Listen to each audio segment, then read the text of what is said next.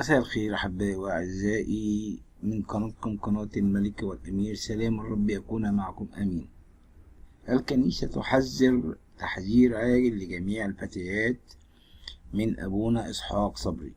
بتقول خلي بالكم، قام أحد الأشخاص بانتحال اسم أبونا إسحاق صبري على التليجراف ويقوم بمراسلة البنات على إنه كاهن.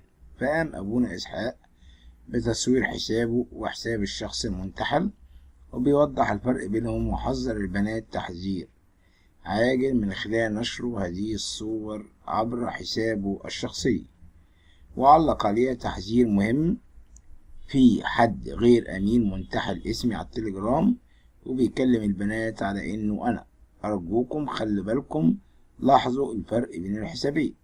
وجاءت تعليقات المتابعين على هذا التحذير، ونفس الكلام حصل مع أبونا ديماديوس. ممكن قدسك تعمل حماية على الفويس أو التليجراف يمنع حد يحتفظ بصور أو ياخد سكرين من صفحة قدسك. ربنا يقوي قدسك ويمنع الموانع ويمنع الشر ويبعد عنك عدو الخير. أمين. ربنا يستر على بناتنا ويبعد عنهم عدو الخير. أبونا نزل التصريح على صفحة المتحدث باسم الكنيسة القبطية الأرثوذكسية لأن قدسك شخصية معروفة. ربنا يرحمنا بجد، هنلاقيها من ايه ولا فين ولا من ايه، بس ربنا يرحمنا. ربنا يقوي قدسك ويسندك ويبعد عنك عدو الخير. البنات وزي ما قلنا بنحذر جدا، والقس إسحاق بيوضح فيه ان شخص غير امين هو اللي حاول يعمل الكلام ده، وبالصور الكلام دوت. طيب الشخص الملعون اللي هو بيقول لها افتحي أنا ابن عمتك. أندرو يجرد أمل من ملابسها ويحاول اغتصابها ويذبحها ويهرب. افتحي أنا ابن عمتك. طيب بعد كده، بعد ما قال لها مثل شعبي بيضرب على الشخص: أنا الذي يترقم في المكر في محاولة الخداع يقتل القتيل ويمشي بجنازته. بالحقيقة خبيثة وما فعله المتهم بذبح ابنة خاله في أوسيم شمال محافظة الجيزة، ويدعى أندرو حربي البالغ من العمر 20 سنة في محاولة لخداع أهل المجني عليها أمل نصري البالغة من العمر 15 سنة، وجاءت التحقيق للهروب من هذا العقاب. البداية عندما خطط المتهم للذهاب للمنزل المجني عليها صباحا بعد أن تأكد من خروج والديها للعمل وشقائها، فطرق عليها الباب ليقول لها أنا ابن عمتك، كنت عايز أشرب، لتفتح له مطمئنة القلب ليغدر بها ويقوم بغلق الباب ويحاول اعتداء عليها. حاولت الفتاة المقاومة ولكن تحت تهديد السلاح جردها من ملبسها لمحاولة اغتصابها عنوة، ولكن رؤيته لمجيء شقيقها من خلال كاميرات المراقبة، وعندما تأكد من الصرافة بعد طرق الباب كثيرا قام بذبحها وهشم كاميرات المراقبة وهرب. كانت مرمية وعريانة بجانب السرير. كان المنظر صعب ولا أستطيع تحمله، ولا أتوقع أن المتهم نجل شقيقتي لأنه كان متربي مع أولادي ويدخل ويخرج من المنزل باستمرار. والغريب وقت الحادث كان بيبكي عليها ويقول هجيب لها حقها، عبارات صادمة رددها والد المجني عليها المكلوم اللي وصف الحادثة بالصدمة الكبيرة. انتقلت محررة الموقع لمنزل الطالبة أمل لكشف كواليس هذا العمل الشنيع وتجريدها من ملابسها على يد نجلة ابن عمتها في أوسيم. والد الطالبة بابن عمتها عمل ما يمكن عمله، وسط دموع وحزن على فراق نجلتهم الوحيدة. قال نصري عشم والد أمل الطالبة بالمرحلة الإعدادية وتبلغ من العمر 15 سنة، بنتي الوحيدة اتذبحت على يد ابن عمتها. ليه عملنا له ايه عشان يعمل كده؟ مشيرا الى ان نجلته الفتاة الوحيدة على يد 3 أشقاء ابناء ولاد، يعني يقتل القتيل ويمشي بجنازتها. والاب حزن شديد ومفاجأة ان وراء ارتكاب الواقعة هو كان ابن اخته، قائلا دي بنت عملت لك ايه؟ ازاي تعمل فيها كده؟ دي زي اختك. كاشفا ان المتهم يضع أندرو حرب الشهير يوسف يبلغ من العمر 20 سنة ويعمل جامع القمامة، أوقات يعمل برفقتنا. الشقيق خرجت للشغل وسبتها فجرا، وكان شقيقها مايكل في 4 من الواقعة.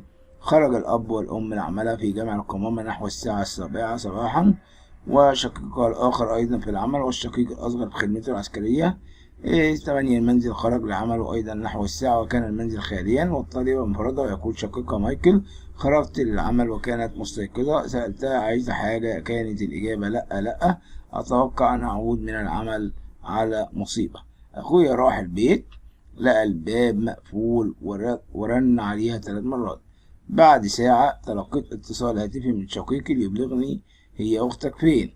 برن عليها مش بترد، فكان حينها ذهب شقيقي الذي يعمل مع والدي للمنزل لأخذ بعض الاحتياجات للعمل، وبمجرد وصوله وضع المفتاح في باب المنزل ما اتفتحش، وكان المنزل مقفول بالترباس. حاول الاتصال بها 3 مرات وكان الهاتف يكنسل، فأعتقد إنها نايمة، افتكرها نايمة، وفعلا الترباس عشان تطمن. فعاد الشقيق مرة أخرى لشغله.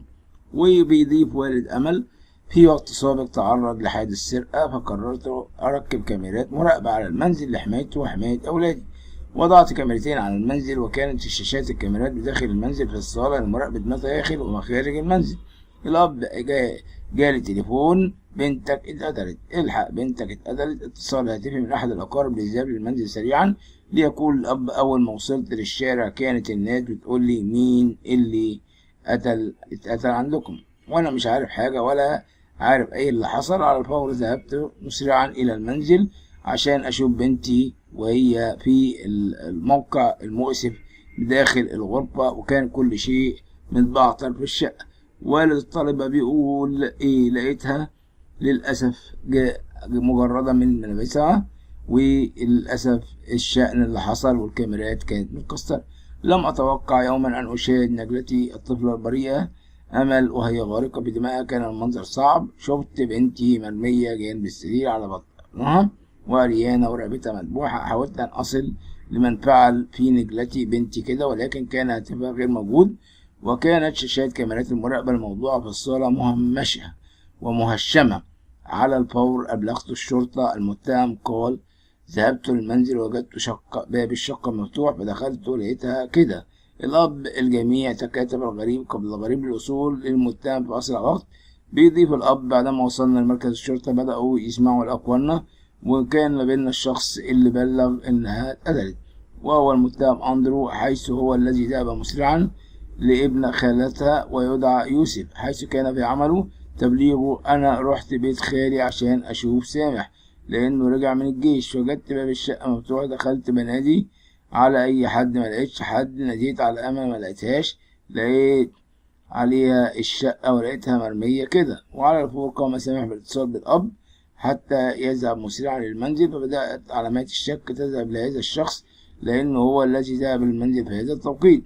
والتقط الحديث نجل خاله المجني عليها ويدعى يوسف، ويقول إلى الفجر أن المتهم جاء إلى عملي في الأرض ليبلغني: الحق، رحت البيت عشان أشوف سامح راجع من الجيش، لقيت الباب مفتوح، دخلت ولقيت إني أمل مذبوحة مرمية وعريانة على الأرض.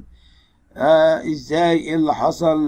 جرى اتصال هاتفي لوالدها، ونجل خاله الضحية كان مصمم يذهب للبيت بحجة عودة سامح من الجيش. قلت له مرجعش ليكشف نجل خاله الضحية إن قبل وقت قليل جاءني يوسف المتهم ليقول لي: تعالى نروح بيت خالي عشان عايز أشوف سامح رجع من الجيش. أجاوبه: لا، مرجعش، مش بيرجع الصبح، لو كان رجع كان اتصل بينا.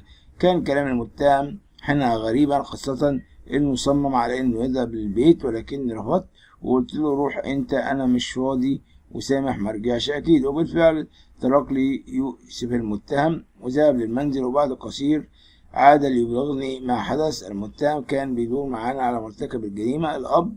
والتقط الحديث نصري الأب اللي هو والد أمل بيذكر ما حدث من المتهم يوم الوقعة، وبيقول إن يوسف جاني لمنطقة شغلي وقلت له: اقعد كل معايا. قال لي: شكرا يا خالي، فطرت الصبح ومشي. لا أتوقع إنه ارتكب الجريمة بهذا الشكل. ده كان بيدور معانا على المتهم وفضل يعيط ويقول لي: حقها هيجي يا خالي، وفي الآخر هو اللي قتلها. الأب راح لبنتي طلب منها يشرب، بيقول، وبعدها زقها وأغلق الباب من الخلف. بيوضح الأب بحديثه إن المتهم لقلة تعليم وفاكر إنه لما يكسر الشاشات كده مش هيكون متسجل دخوله. فأوضحت سجل كاميرات المراقبة إن المتهم ذهب للمنزل بمفرده في الساعة 9 صباحا بعد خروجنا جميعا من المنزل، ويخبط على الباب والضحية تفتح لأن نجل ابن عمتها ليقف على باب المنزل ويشاور بيده عايز يشرب، والكاميرات جايباه ده، وفجأة تروح تجيب له الكوباية ويروح يزقها لجوه ويقفل الباب بالترباس. وبعد هذه اللحظة قطع الاتصال عن الكاميرا عشان كسر الكاميرا كلها. نعلم بعد ذلك انه حاول ان هو يقوم بالطريقة السافلة اللي عملها، وهي حاولت مقاومته ليقوم بتهديدها بالسلاح لتجريدها من ملابسها. وعندما شعر بأحد في الشارع من خلال كاميرات المراقبة قام باللي عمله على الفور. المتهم خبى التليفون في المخدة وحلقها بجيبه، وكشف الأب حديثه إن المتهم قام بسرقة هاتفها وفردة من حلقة الذهب، وقام بتكسير الكاميرات. وجدت الشرطة السلاح الأبيض في أحد الأراضي الزراعية بينما وجد فردة الحلق الذهبي في جيبه، والهاتف المحمول الخاص بها في المخدة بداخل منزله. الأسرة تطالب بالقصاص وتلتقط الحديث. والدة الطالبة: قلبي موجود وجات لي جلطة ولحقوني، عايزة حق بنتي، كل يوم بنسيبها في البيت أرجع ألاقيها جثة هامدة، ليه يعمل فيها كده؟ يطلب الأب حق نجله والقصاص ليها. أمرت نيابة شمال الجيزة بحبس المتهم ويدعى زفت يوسف من العمر 20 سنة 4 أيام على ذمة التحقيقات لاتهامه باللي عمله مع بنت عمته وتجريدها من الملابس ومحاولة اغتصابها. بشرت النيابة بشمال الجيزة التحقيق في وقاعة الرسول على هذه، واعترف المتهم ويدعى يوسف من العمر 20 سنة. قال له تربطه صلة القرابة بالمجني عليها وتدعى أمل نون عين وهي نجل عمتها ويعمل في جميع القمامة. استغل عدم تواجد والديها وذهابها للعمل في تجميع القمامة وتسلل الشقة بحوزته السلاح الأبيض وسكين مطبخ وتحت تهديد السلاح. قام بما فعله وأثناء ذلك شعر من خلال الكاميرات بأن شخص بيحاول يراقبه أو هيشوفه الحقيقة. وبعد كده أفاد في اعترافاته إنه بعد ما خلص من المجني خطط لإخفاء جريمته، قام بالاستيلاء على هاتفها وكسر كاميرات المراقبة بمحاكاة. وأفاد التحقيقات إنه وراء ارتكاب الوقعة دي نجل عمتها وهو يبلغ من العمر 20 سنة. ووضحت إن والديها خرج للعمل لجمع القمامة في الصباح المبكر وتركوها بالمنزل بمفردها وحاول الاتصال بها ولكن دون جدوى. وقال وده أمام جهات التحقيق إنه حاول الاتصال بها ولكن كان التليفون بيكنسل يعني ما كانش يعرف يوصل لها. وإن من اكتشف الواقعة شقيقها لما راح البيت المنزل واكتشف وجود جثة للأسف أخته ملقاة على الأرض وهي عارية وهي نايمة وما لقيناش تليفونها. وأفادت التحقيقات إنه بسؤال أسرتها أكدوا إن كان لديها هاتف محمول ولكنه اختفى، بالإضافة إلى أن هناك كاميرات مراقبة على المنزل وتم تكسيرها من قبل جاني حتى لا يفضح أمره. وكشفت التحقيقات الأولية أن الطالبة في المرحلة الإعدادية كانت مفردة في المنزل أثناء وقوع هذه الحادث الأليم لانشغال. وكشفت التحقيقات والديها كانوا يعملوا في جامع القمامة منطقة الزرايب. كما أفادت التحقيقات أن الفتاة كانت للأسف في هذا المنظر المؤلم، بالإضافة إلى اختفاء الموبايل بتاعها. وانتدبت النيابة الطب الشرعي لتشريح هذه الجثة لمعرفة إن هل تم اغتصابها من عدمه. وتلقت مديرية أمن الجيزة بلاغا بيفيد العثور على جثة الفتاة داخل مسكنها بمنطقة أوسيم، واتنقلوا وعرفوا وحرروا محضر بهذا الأمر الجسيم. الحقيقة أمر مؤلم جدا جدا جدا وحدث يعني نقول مؤلم للغاية، وهنقول ربنا يهدي الجميع. وده موقف صعب جدا جدا، ويا رب يحفظ مصر من كل ألم ومن كل شدة، بكاء للمسيحيين لما حدث. وشكرا لكم ولمحبتكم. ما تنسوش تشتركوا في قناتكم قناة الملكة والأمير اللي بتحاول دايما تجيب لكم كل ما هو جديد. شكرا لكم ولمحبتكم، ويا رب يجعل مصر دايما في خير وسلام.